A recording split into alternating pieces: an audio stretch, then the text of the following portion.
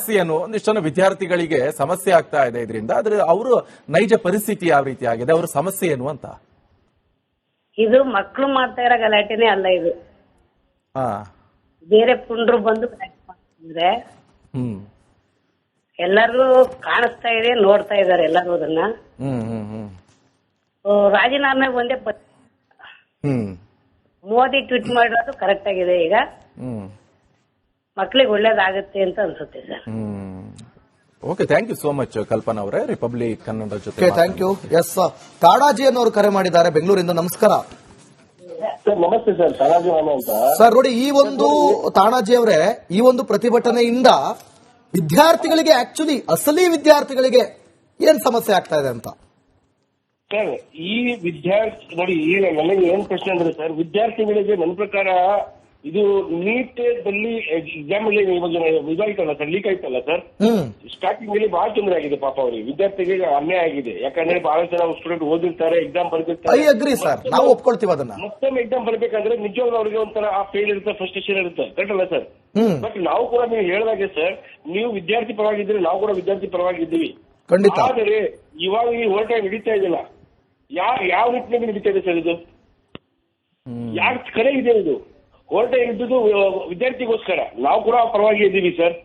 ವಿದ್ಯಾರ್ಥಿಗಳು ಬಹಳಷ್ಟು ಸಂಘಟನೆಗಳಿದ್ದಾವೆ, ಅವರೇ ಮುಂದೆ ಬಂದ್ರೆ ನಮ್ಮ ದೇಶದಲ್ಲಿ. ಅವನೇ ಸಿಜೆಪಿ ಅಂತ ಹೆಸರು ತಗೊಂಡು ಬೇರೆ ದೇಶದಲ್ಲಿ ನಮ್ಮ ದೇಶಕ್ಕೆ ಬರ್ಬೇಕಾಗಿತ್ತು. ಅವನು ನಮ್ಮ ದೇಶದಲ್ಲಿ ಬರ್ಬೇಕಿತ್ತಲ್ಲ. ಬಹಳಷ್ಟು ವಿದ್ಯಾರ್ಥಿಗಳ ಸಂಘಟನೆಗಳಿದ್ದಾವೆ, ಒಂದಲ್ಲ ಸಂಘಟನೆ ಕಾಣಿಸಿದಾರೆ ಸರ್ ನಿಮ್ಗೆ.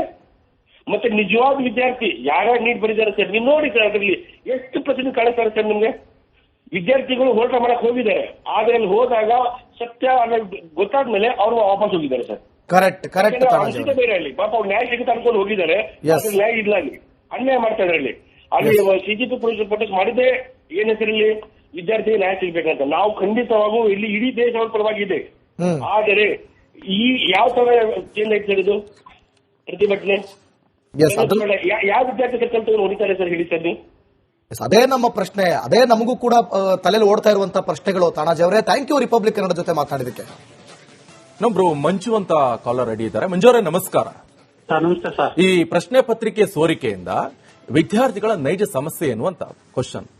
ಏನು ಸಮಸ್ಯೆ ಆಗಿದೆ ಸರ್, ಬಗೆಹರಿಸಬೇಕು. ಅದನ್ನ ಈ ರೀತಿ ಮಾಡಬಾರ್ದು ಸರ್. ಈ ರಾಹುಲ್ ಗಾಂಧಿ ಆಗ್ಲಿ, ಮೇನಕಾ ಗಾಂಧಿ, ಆಕ್ಚುಲಿ ಶಾದವ್ ಆಗ್ಲಿ, ಅವ್ನು ಯಾರು ಜಿರ್ಲೆ ಪಾರ್ಟಿ ಇದ್ದಾನಲ್ಲ, ಅವನು ಈ ರೀತಿ ಎಲ್ಲ ಮಾತಾಡಿ ಅದನ್ನ ಬಗೆಹರಿಸಬೇಕು ಹೊರತು ಬೀದಿಗೆ ಇಳ್ಬಿಟ್ಟು ವಿದ್ಯಾರ್ಥಿಗಳನ್ನ ಇದು ಮಾಡಬಾರ್ದು ಸರ್. ಹೌದು ಸರ್, ಈ ರೀತಿ ಇವೆಲ್ಲ ಮಾಡೋ ತಪ್ಪು ಸರ್. ಅದನ್ನ ವಿಚಾರಿಸಬೇಕು, ಮಾತಾಡಬೇಕು, ಅದ್ರ ಸಮಸ್ಯೆ ಏನಾಗಿದೆ ಏನು ಅಂತ ಅದ್ರ ಬಗೆಹರಿಸಬೇಕು. ಇದೆಲ್ಲ ರಾಜಕೀಯ ವ್ಯಕ್ತಿಗಳ ಸರ್ ಎಲ್ಲ ಇರೋದು.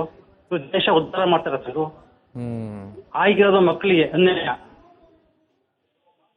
ಇವೆಲ್ಲ ತಪ್ಪು ಸರ್ ಮಾಡೋದು. ಇವೆಲ್ಲ ಇಂಥದ್ದೆಲ್ಲ ನಾವು ಜೈಲಿಗೆ ಹಾಕ್ಬಿಟ್ಟು ಶಿಕ್ಷೆ ಕೊಡ್ಬೇಕು ಸರ್ ಎಲ್ಲರಿಗೂ. ಎಸ್, ಓಕೆ, ಥ್ಯಾಂಕ್ ಯು ಮಂಜು ಅವರೇ, ರಿಪಬ್ಲಿಕ್ ಕನ್ನಡ ಜೊತೆ ಮಾತನಾಡಿದ್ರು. ಎಸ್, ನೆಕ್ಸ್ಟ್ ಮತ್ತೊಬ್ರು ಕಾಲರ್, ಬಹಳ ಇಂಪಾರ್ಟೆಂಟ್ ಕಾಲರ್. ನೀಟ್ ಪಾಸ್ ಆದಂತ ವಿದ್ಯಾರ್ಥಿ ಗಣೇಶ್ ಬಂಡೇಕರ್ ಅಂತ ಹೇಳಿ. ಗಣೇಶ್ ಬಂಡೇಕರ್ ಅವರು ಲೈವ್ಗೆ ಸಿಗ್ತಾ ಇದ್ದಾರೆ, ನಮ್ಗೆ ಲೈವ್ಗೆ, ನೇರವಾಗಿ ಲೈವ್ಗೆ ಸಿಗ್ತಾ ಇದ್ದಾರೆ, ಕರೆಯಲ್ಲ. ಗಣೇಶ್ ಬಂಡೇಕರ್ ಅಂತ ಹೇಳಿ. ಗಣೇಶ್ ಬಂಡೇಕರ್ ಅವರೇ ನಮಸ್ಕಾರ. ಸರ್, ನೀವು ಎಕ್ಸಾಮ್ ಬರ್ದಿದ್ದೀರಿ, ನೀವು ರೀ ಎಕ್ಸಾಮ್ ಕೂಡ ಬರ್ದಿದ್ದೀರಿ ಅಲ್ವಾ? ರೀ ಎಕ್ಸಾಮ್ ಬರೆದು ನೀವು ಪಾಸ್ ಔಟ್ ಆಗಿದ್ದೀರಾ ಸರ್. ಫಸ್ಟ್ ಕ್ವಶನ್ ಅದೇ, ನೀಟ್ ಅನ್ನುವಂತ ಎಕ್ಸಾಮ್ ನೀಟ್ ಆಗಿ ನಡೆದಿದ್ಯಾ? ಮತ್ತೆ ರೀ ಎಕ್ಸಾಮ್ ಅಲ್ಲೂ ಕೂಡ ಯಾವ ರೀತಿ ಇತ್ತು ವಾತಾವರಣ? ಫಸ್ಟ್ ಅದನ್ನ ಹೇಳಿ ಸರ್, ಆಮೇಲೆ ನಾನು ನೆಕ್ಸ್ಟ್ ಕ್ವಶನ್ ಮಾಡ್ತೀನಿ ನಿಮ್ಗೆ. ಫಸ್ಟ್ ಸರ್, ನೀಟ್ ಎಕ್ಸಾಮ್ ಅದು 3 ಮೇ ರಂದು ನಡೆಯಲಾಗಿಸಿದ್ದು. ಆ ಸಮಯದಲ್ಲಿ ನಾವು ಎಕ್ಸ್ಟ್ರಾ ಪ್ರಿಪರೇಷನ್ ಮಾಡಿದ್ರು.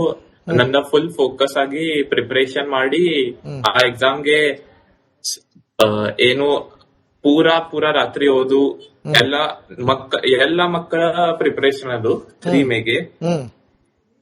ಆ ಸಮಯದಲ್ಲಿ ನಮಗೆ we didn't expect that the leak will happen. Okay. But after 9 days, that 12th May 2026, the news got leaked that paper has been leaked. Yes. After that, we were shocked. The whole India was shocked.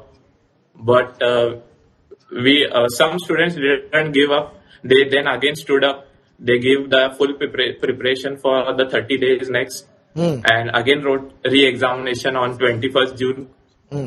But I would like to tell that if a paper leak happens in the whole, in whichever examinations like CBSE, JEE, or any railway exams or any police exams, it is equivalent to a terrorist attack. Ganesh ಅವರೇ, Yes.